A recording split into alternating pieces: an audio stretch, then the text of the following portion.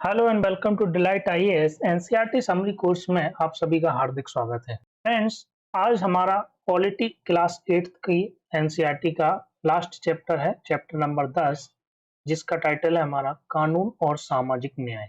इससे पहले हम लोगों ने 6th 7th क्लास की एनसीईआरटी भी कर चुके हैं। तो यदि आप लोगों ने वो सारी वीडियो नहीं देखे हैं तो आप लोग डिलाइट आईएएस के यूट्यूब चैनल पर ये सारी वीडियो आप लोग देख सकते हैं। आज हम बात करेंगे कानून के बारे में। बाजार में हर जगह लोगों का शोषण की संभावना बनी रहती है, चाहे वह उत्पादक हो, चाहे वह मजदूर हो या फिर वो उपभोक्ता ही क्यों ना हो। यदि आप लोगों को याद होगा तो पिछली क्लास में हमने क्लास 6 में या 7th में एक चैप्टर पढ़ा था, बाजार में एक कमीज के नाम से। उस अध्याय में हमने देखा था कि उत्पादन की प्रक्रिया में जुड़े हुए जो भी प्रत्यक्ष और अप्रत्यक्ष रूप से लोग जुड़े होते हैं, उनका किस प्रकार से शोषण होता है। किसी को बहुत ज्यादा फायदा हो रहा है तो किसी को बहुत कम फायदा हो रहा है, ठीक है ना। तो इस तरह से जो बाजार में शोषण होता है, तो लोगों को शोषण से बचाने के लिए कुछ कानूनों की आवश्यकता पड़ती है, जिन्हें सरकार के द्वारा बनाया जाता है ताकि अनुचित तौर तरीकों पर रोक लगाई जा सके। आज हम इन्हीं मुद्दों पर बात करेंगे और स्टार्ट करने से पहले हमारा एक प्रश्न है। प्रश्न आप लोग देख लीजिए। निम्नलिखित में से कौन सी विशेषता या विशेषताएं भारत को संघीय सरकार बनाती हैं? ऑप्शन ये है कथन: संविधान की कठोरता, संविधान का लचीलापन, एक मजबूत केंद्र और लिखित संविधान। आपके ऑप्शंस हैं 1, 2 और 4, 1 और 4, 2, 3 और 4 और 3 और 4। इसका आंसर और डिस्कशन मैं वीडियो के लास्ट में करूंगा। आइए बात करते हैं कानून की आवश्यकता क्यों पड़ती। तो मैंने आप लोगों को बताया कि लोगों का बाजार में किसी ना किसी माध्यम से शोषण होता है। हम कभी बाजार में जाते हैं, कुछ खरीदते हैं तो हो सकता है कि हम वहां पर ठग महसूस कर लें। कोई चीज हमको जो 100 रुपए की मिलनी चाहिए, कहीं आपको 150 रुपए में मिल जाती है, तो कहीं वही 120 में मिल जाती है, कहीं वह 90 में भी मिल जाती है, ठीक है ना। इस प्रकार से कहीं ना कहीं हम लोग अपनी व्यक्तिगत जीवन में भी कई बार आप लोगों ने महसूस किया होगा, कहीं आप लोग ठग लिए गए हैं। इस प्रकार का यदि शोषण हो, साथ ही साथ हम देखते हैं मजदूरों के बारे में कि मजदूर, निजी कंपनियां जो ठेकेदार होते हैं, उनको जो है प्रॉपर जो है उनकी मजदूरी नहीं देती। जैसे उनकी मजदूरी का निर्धारण किया गया है उनका 200 रुपए, तो उनको मान लो 150 रुपए ही दिए हैं या फिर वो भी नहीं दिए, ठीक है ना। इस प्रकार की जो समस्याएं होती हैं, तो इस प्रकार जो मजदूरों को शोषण से बचाने के लिए सरकार द्वारा कानून बनाए जाते हैं, या अन्य लोगों का भी शोषण होता है तो उनके लिए भी कानून बनाए जाते हैं।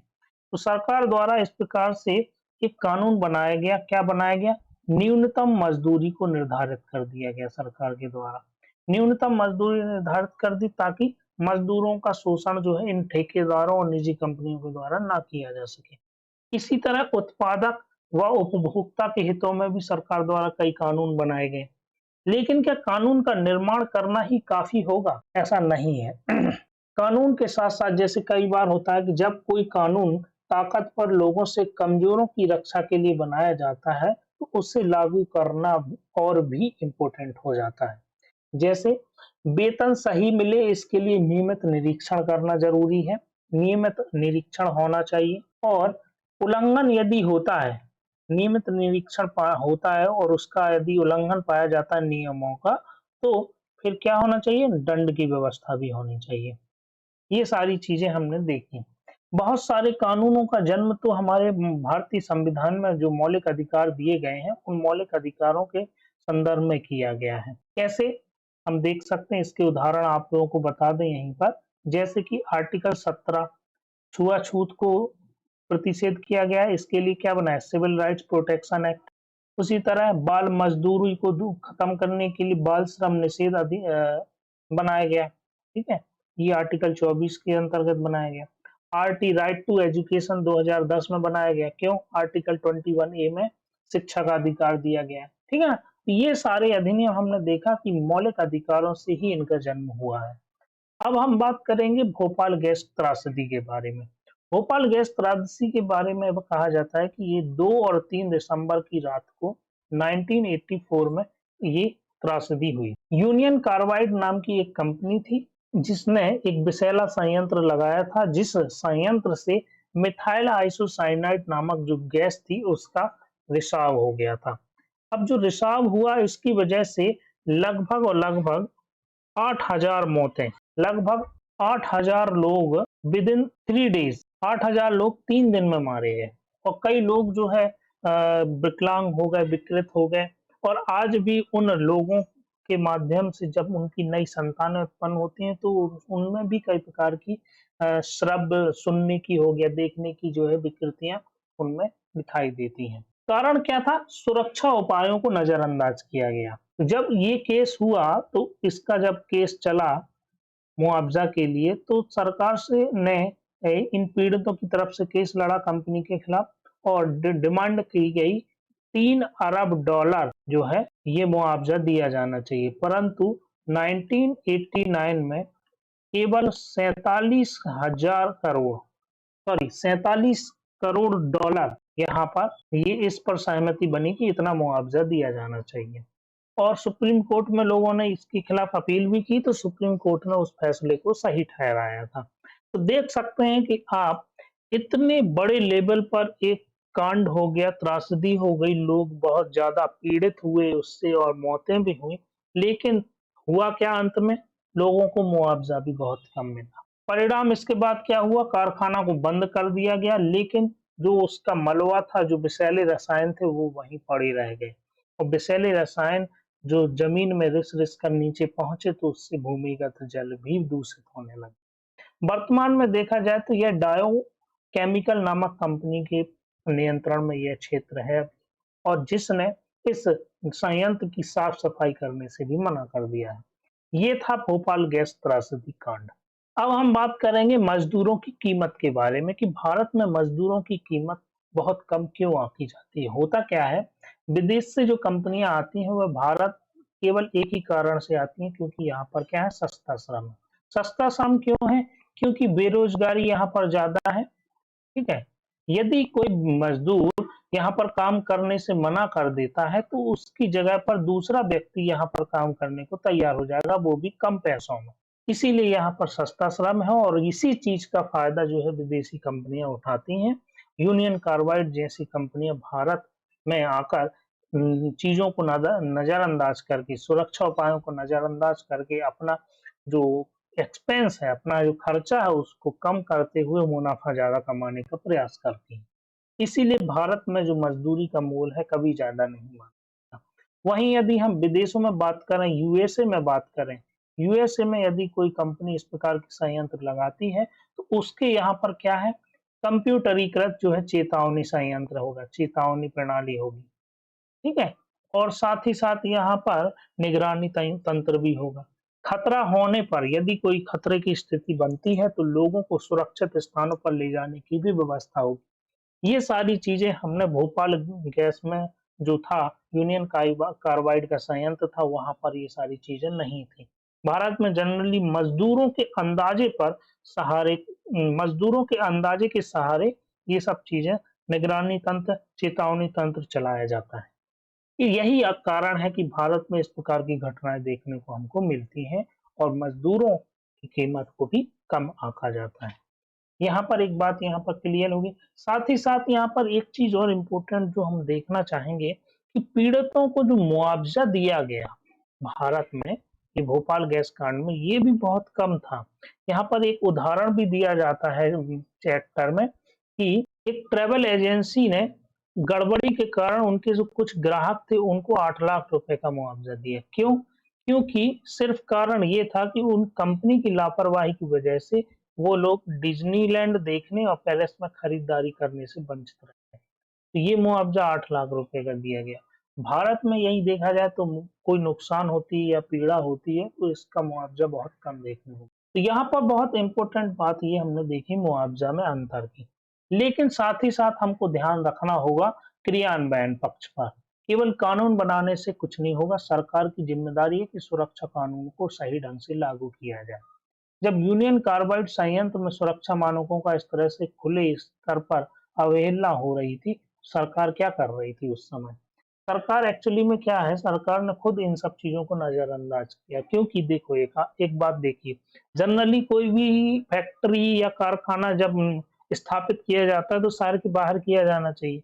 यदि आप इस कारखाने को देखोगे, चूंकि यह खतरनाक संयंत्र है, यहाँ पर खतरनाक गैस का उपयोग हो रहा है, तो ये शहर के अंदर इसका स्थापना नहीं होना चाहिए, तो शहर के बाहर स्थापना होनी चाहिए थी, इस चीज़ की अनदेखी की गई। साथ ही साथ हमने देखा कि सुरक्षा मानकों को तो नज़रअंदाज किया ही गया था। तो ये सारी चीज़ें सरकार के स्तर पर भी हमने एक क्या देखें सुस्ती देखी है, ठीक है ना? ये सारी चीज़ें हमने यहाँ पर डिस्कस की। अब हम देखते हैं पर्यावरण से संबंधित कानूनों के लिए। 1994 से पहले या उस 1994 में हमारे पास पर्यावरण की रक्षा के लिए बहुत ज़्यादा कोई कानून नहीं थे। जब कानून नहीं थे तो उनकी लागू होने की बात नहीं आती, ठीक है ना? वो अब सारी व्यवस्था कमज़ोर होती है। लेकिन भोपाल गैस त्रासदी के बाद जो पर्यावरण के मुद्दे थे ये सारे जो है पहली कतार में आ गए और पर्यावरण कार्यकर्ता जो थे यहाँ पर इन्होंने एक दबाव बनाया सरकार के ऊपर कि पर्यावरण की संरक्षण के लिए सरकार द्वारा विभिन्न कानूनों का निर्माण किया जाना चाहिए। तब जाके सरकार ने कानूनों का निर्माण किया और पर्यावरण को प्रदूषित करने वाले लोगों को इसके लिए जिम्मेदार माना। यहीं हम एक कोर्ट केस भी देखते हैं, सुभाष कुमार बनाम बिहार राज्य 1991, जिसमें सुप्रीम कोर्ट ने कहा कि अनुच्छेद 21 में जो मौलिक अधिकार प्रदान किया है, जीवन का अधिकार है, उसी में हमारे पास प्रदूषण मुक्त हवा और पानी का अधिकार भी शामिल है। आप लोग याद रखिए, यहाँ पर देखिए बहुत इंपॉर्टेंट बात मैं बोल रहा हूँ, एनसीईआरटी का महत्व यहाँ पर हमको देखने को मिलता है क्योंकि 2022 के मेंस में पॉलिटी के प्रश्न पत्र में सेकंड प्रश्न पत्र में आप लोगों को यही क्वेश्चन आया था कि पर्यावरण के ऊपर जो सुप्रीम कोर्ट द्वारा विभिन्न कोर्ट केस लॉ बनाए गए हैं उस तरह से पर्यावरणीय मुद्दों को संवैधानिकरण किया गया है। तो ये चीज आपको एनसीईआरटी में भी डायरेक्ट यहाँ से क्वेश्चन उठा हुआ है और विभिन्न उदाहरणों के माध्यम से इसको अपन को यहाँ पर 150 शब्दों में इसको समझाना था, लिखना था। तो यहाँ से देख लिया आप डायरेक्ट क्वेश्चन यहाँ से उठ रहे हैं, इसीलिए एनसीईआरटी का महत्व यूपीएससी की प्रिपरेशन में बहुत ज्यादा माना गया है, ठीक है ना? ये हो गया पर्यावरणीय मुद्दों को लेकर। लेकिन साथ ही साथ विभिन्न जो सुप्रीम कोर्ट के द्वारा न्यायालयों द्वारा जो निर्णय दिए गए पर्यावरण के मुद्दों से संबंधित, उसके कारण कुछ समस्याएं भी पैदा हो गई। कैसे? उदाहरण के तौर पर यहाँ बताया गया है कि दिल्ली में सुप्रीम कोर्ट के द्वारा क्या किया गया, दिल्ली में कारखानों को बंद कर दिया गया, जो शहरों के अंदर थे उन कारखानों को बंद कर दिया गया क्योंकि ये पर्यावरण को प्रदूषित कर रहे थे। इससे समस्या क्या हो गई, जो मजदूर इन कारखानों में काम कर रहे थे उनके लिए रोजगार की समस्या पैदा हो गई और इन कारखानों को यहाँ से बंद करके दूसरी जगह शिफ्ट किया गया। लेकिन क्या दूसरी जगह शिफ्ट करने से समस्या का सॉल्यूशन निकल के आ गया? नहीं निकल के आया। क्यों? क्योंकि दूसरी जगह ये शिफ्ट हो जाएंगे तो वहां भी पॉल्यूशन फैलाएंगे, प्रदूषण करेंगे। इसीलिए जो समाधान जो यहाँ पर देखने को मिलता है, समाधान यही है कि स्वच्छ तकनीक व प्रदूषण क्रियाओं का जो है स्वच्छ तकनीक व प्रक्रियाओं का उपयोग करना जरूरी है और इसके लिए सरकार को आगे आकर कंपनियों को प्रोत्साहन देना जरूरी है। और यदि कोई कंपनी इस प्रकार की प्रक्रियाओं में स्वच्छ प्रक्रियाओं में यदि इनमें भाग नहीं लेती है तो फिर यदि उल्लंघन करने पर इन्हें दंड भी दिया जाना चाहिए, जुर्माना भी लगाया जाना चाहिए। तो ये सारी चीजें पर्यावरणीय मुद्दों से संबंधित हमने कानूनों को भी देखा। यहाँ पर कंक्लूजन ये निकल के आता है कि सरकार की एक अहम जिम्मेदारी यह बनती है कि निजी कंपनियों को गलत और तौर तरीकों को रोकने के लिए और सामाजिक न्याय प्रदान करने के लिए कानून बनाए, लेकिन उन्हें लागू भी करे, साथ में निगरानी भी रखना जरूरी है। देखो सरकार तो अपना काम करेगी ही, लेकिन आम लोग भी दबाव डालकर निजी कंपनियों और सरकार दोनों को समाज के हित में काम करने के लिए बाध्य कर सकते हैं। अब हम वापस आ जाते हैं अपने प्रश्न पर। प्रश्न है, निम्नलिखित में से कौन सी विशेषता या विशेषताएं भारत को संघीय सरकार बनाती हैं?